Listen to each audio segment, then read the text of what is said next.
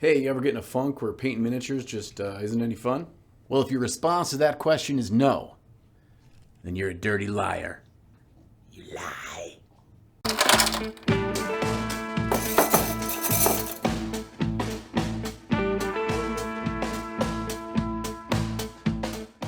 So I just got back from Adepticon, a massive miniature gaming and painting convention, and you'd think I'd probably be pumped to start painting all the cool new stuff that I bought. But nope.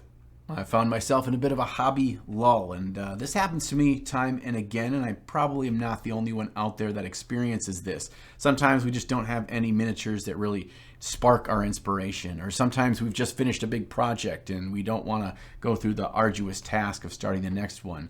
Or maybe we've just been playing too many video games and our hobbying has taken a back seat. But have no fear. Today we're going to go through the process that I've developed and I use every single time that I have troubles finding the fun in my mini painting. I've developed 3 simple rules, and as long as I follow these rules, I found that I get back on the painting horse and I'm having fun in no time. First, I find a model that excites me to paint and it doesn't have any baggage associated with it. That means that I don't need to really paint it to a certain standard so it meets the rest of my army. Or I'm not so invested in how awesome or expensive the model is that I feel like I need to make sure it's perfect before I even begin. So when I got back from Adepticon, I had this box from Ravage Star that was waiting for me, and the models inside are super cool. They're also the sponsor of this video. Coincidence. Rule number 2, I must finish the model in one painting session. This allows me to see the full scope of what it's like to paint a mini and reminds me how great it feels to get something done and put on the shelf ready for a game. It also builds momentum for painting the next model. The funny thing is, the more we paint, the easier it is for us to paint again. So this is all about getting that momentum back. And finally, rule number 3, I follow a specific speed painting method to ensure that I can get this thing done in a short period of time, but I'm still happy with how it turns out. This is not about stressing myself out. This is not about me trying to work on new techniques or to get better at things that I'm not really good at yet. It's just about relaxing, having fun, and still doing something that looks cool at the end. And as long as I'm here brainwashing you on how to get back into the fun of miniature painting, I might as well brainwash you to hit the subscribe button. You will click it. All right, let's dig right into what the speed painting for fun process entails. The first thing we do is we start by painting the 1 or 2 most important parts of the model. The reason I do this is I tend to be more focused and more driven at the start of a painting process. I also have more patience, so I'll make sure things look better. As I work my way through a model at the end, I'm just kind of trying to stumble across the finish line. In this way, I'm rewarding myself by not really having to try too hard and make everything look great at the end, because the most important things have already been painted. And to me, it's really important that these 1 or 2 important parts are very vibrant, colorful aspects of the model. For example, this red cloak.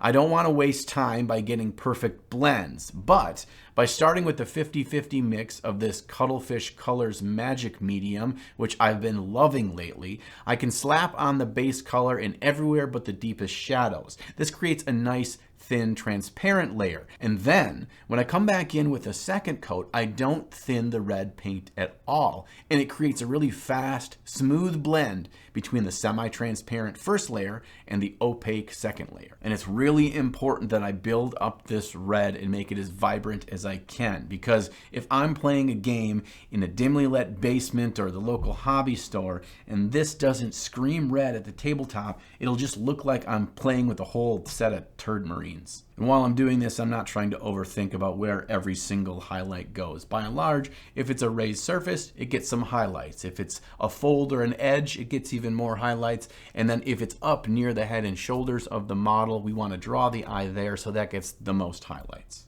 And it is important to remember that painting this model isn't about trying to improve or work on new techniques. It's about putting as little pressure on myself as possible. Getting this model finished is going to be the springboard to painting more minis. That's the whole point. The whole point is not about getting better. We'll never get better if we don't spend more time painting. And if we're just delaying the inevitable of painting our models, well, we're never going to get better. So just don't stress about that today. And for our final brightest highlights, I mix up a bright pink, which is just a combination of my brightest red and some white. And usually we think when we're highlighting red and it turns to pink that that's a bad thing. It's not, as long as you do it with control. I'm just dotting the edges over the brightest aspects to really pop this cloak. But because the majority of the cloak is red, it's still going to read to my eye as red. So I've got my one attention grabbing part of the model done. Now I need to find a second. I've decided I'm going to go with this skin as my second important color. Why? I think the head of this model is really cool with the mask on it in this almost weird cultist, chaotic looking head thing going on, and I want to draw attention to it. I envision that this model is largely going to be kind of a grim, dark paint job. So in order to contrast that, I'm going to have a really bright, almost white and sickly looking skin tone. Starting with purple as the base color for the skin immediately draws it off as odd compared to a normal person's skin tone. And then I'm going to jump up really fast by mixing in a bright off-white with our purple. It's important that this is an eye-catching jump. That's much more important than this actually creating a nice smooth layer of this off-white from the get-go. Oh, a really important thing I forgot to tell you about painting in this style. You want to spend half of your time painting these two most important things, and you're spending the other half of your time painting everything else. For instance, here, it took me an hour to paint the head and the cloak, and less than an hour to paint the rest of the model. We're doing it this way because the most important things should get the most work, and then we phone it all in at the end, and it still looks great. After going back through with our second highlight layer, this time of pure deepkin flesh on just the brightest areas of the skin like the brow line, the forehead, the cheeks, and the ears, I mix a blue wash equally with magic medium to lay down that cool tinting that smooths out the rough transitions that we did when we built up with our off-white. This subtle blue also accentuates the unnatural tone we're going for with this skin. And it's really important that you don't put this wash on too thick. We just want that very subtle tinting. It will smooth out our layers. But if we make it too strong, it's going to be too blue and it's going to undo all the work that we spent that time doing. I don't want to spend another 20-30 minutes building this skin back up. I just want that subtle depth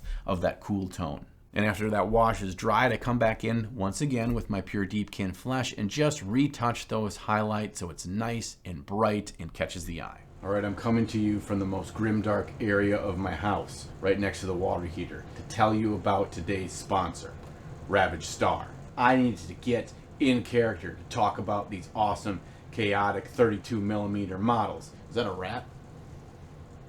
And there was no better place than with rusty pipes sitting by me, 6 inches of water on the ground, to get in the mood for this awesome model advertisement. And guess who made them? The grimdark Lord of Chaos himself, Mini Wargaming Dave. And he told me his inspirations were Mortal Kombat, Willow, Thor, Warhammer 40K, and My Little Ponies. Not sure if that list is accurate or not, but in addition to the models, you get free lore. Who does that these days? Free lore? Nobody. He is setting the bar for what it means to make awesome miniatures that you can use in any miniature game you want. They can just say, I want to play this game, but these miniatures are better, and you can't argue it. I'm more grimdark than you. If you think you can handle this, you just got to click in the link down below, and you can get more minis than you, your children, or your grandchildren will ever be able to paint in all of your lifetimes combined. And you know what? You'll like it. Now, I think in our Trapped Under Plastic podcast, I've discussed a certain philosophy, but I don't think I've really brought it here to the Ninjon channel. And that is something I call don't paint the boots. The basis of the don't paint the boots philosophy is simple. If I'm not going to spend a whole lot of time looking at this certain detail because it's not as important to the model, then I shouldn't spend too much time painting it. This means a simple base coat, maybe one layer is good. And it also means I should be using desaturated colors. That means colors that have black and white, some combination as they kind of meld more towards gray. Why? Because I want to draw the viewer's eye away from these areas and towards the areas that I spent the most time on. When I get to this step, I also like to reuse a lot of paints that are already on my palette. Look, the paint's already out there. It's probably going to get thrown away if I don't use it. So I just kind of mix them together in some weird combination, and it creates some natural desaturated tone. And I don't even know what's going to come, but it's probably a color that's going to look just fine. If it's too bright, I'll mix in a little black. If it's too dark and I want to have something more like a true gray, I'll mix in a little bit of white. But either way, there's no reason to go grab 4, 5, 6 new paints off your shelf just because you want to paint some buckles and pouches and crap. And we often think that the metallics on our models need to have some level of attention drawn to them. That's not always the case. Sometimes if it's a bright, shiny knight in armor, that is the case, in which case one of my 2 main focus sections of the model at the beginning would be used to paint that armor. But here, I envision this chaotic person as having a whole lot of grimy, deep, desaturated armor on that isn't going to catch a whole lot of shine. So I'm applying the don't paint the boots method to the armor as well. And I want to keep this armor dark, so I'm going to throw a wash on it, but it has a lot of amazing sculpted detail in there, and I kind of want to build some depth and show that in there. So I'm going to use a nice black oil wash, really quick to mix up with just some black oil paint and some mineral spirits, and I slop that all over the armor. This way I get to see all those details and spend like 2 minutes to pull them out. And if I wanted this armor to be shinier, I'd go back through with a Q-tip and kind of rub off the oils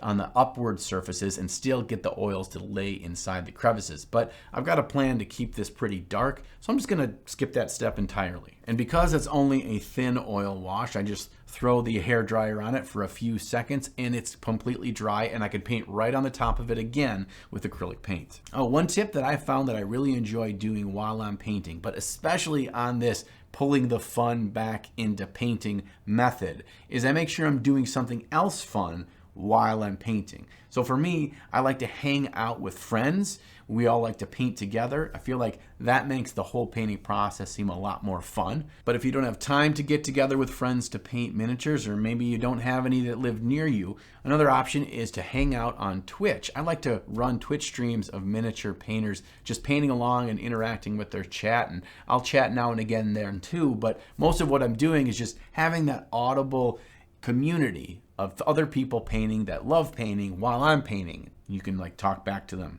They can't hear you, but tell them your deepest secrets, that kind of stuff.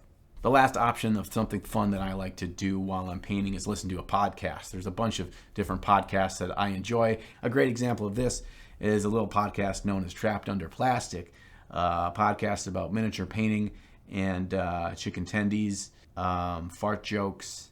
I mean, it doesn't sound that cool when I describe it to you, but it's really cool.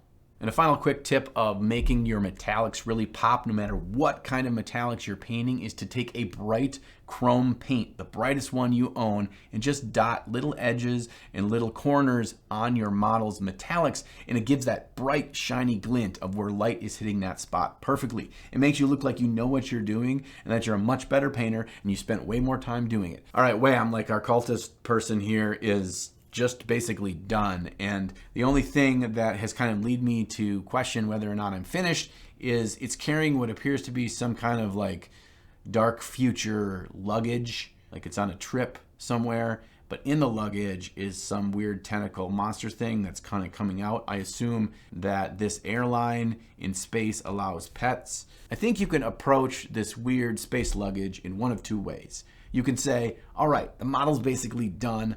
I'm ready to be done with it, and just paint it some dark color, maybe a dark purple or something like that, and just put 1 or 2 highlights on it and you're done painting. Or if you think this thing is super rad and kind of crazy and you're having fun with the process and you're not ready to be done, you can do what I did. I thought this thing was a little bit wild, so I decided to go a little bit crazy green, because one of our other main colors is red, and red goes good with green, and that's Christmas. I'm trying not to make this look like Christmas, but it's a crazy neon green tentacle monster in a space luggage. That's what I painted. One really important thing about this Kickstart Your Fun paint process is that when you're done, you feel accomplished and like you had fun. So if you're like an hour and a half in and you're like, I'm getting bored or I'm getting stressed or I'm ready to be done with this, well, You already did the hard work at the beginning. It's gonna look good. So just dry brush whatever you don't have paint on, paint the base rim black, and you're done. That way, it doesn't leave a negative taste in your mouth. So if it comes out and you're happy at the end, you're more likely to do it again tomorrow. And that's really the whole point of this process. It's to kickstart you to by the time you're done, you're looking around the room for what model you're gonna paint next. Because when we haven't been painting for a while and we feel in a slump, the biggest thing we need to do to get back on track is to start to build a routine. And that starts with just finishing one model. But what about you? Do you have a certain routine or a certain thing that you do when painting models just isn't fun, or you know you need to paint something but you kind of talk yourself into it? I'm curious. Put them down in the comments below. I love if we kind of collect all these different ways that we kind of kickstart our way back into having fun painting. So if any of you out there go through it like I do now and again, we can always come back and reference those comments and find one that works for us. One thing that we need to remind ourselves with this hobby is we kind of get in these lulls sometime, because painting models is a commitment. It's a commitment to time, it's a commitment to brain power, it's a commitment to creativity, it's all that. And it's so much easier to sit on the couch and turn on Netflix. But the things that require more effort are also the things that bring us more satisfaction. So you're never going to be as proud of a TV series that you had no hand in creating in any capacity as you are in the models that you paint for your game or for your own artistic pleasure. So keep that in mind the next time you have to choose between another hour on the couch or another model painted. And speaking of Netflix, if you find any value in the videos that I create here on YouTube and you want to support me in creating more of them, please click on the Patreon link below in the video description, where you can see all the cool rewards that you get as a thank you for supporting me here on YouTube. And it's cheaper than a monthly subscription to Netflix. So thanks for hanging out today. The pleasure is all on this side of the table. I'm going to see you real soon. And between now and then, make sure you get out there and slay the gray.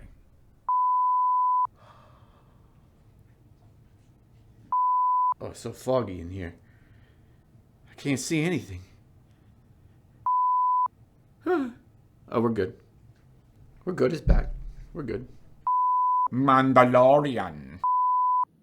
You make it very difficult to get recording done. Please don't chew on the cords or poop in the corner. Please. Good boy.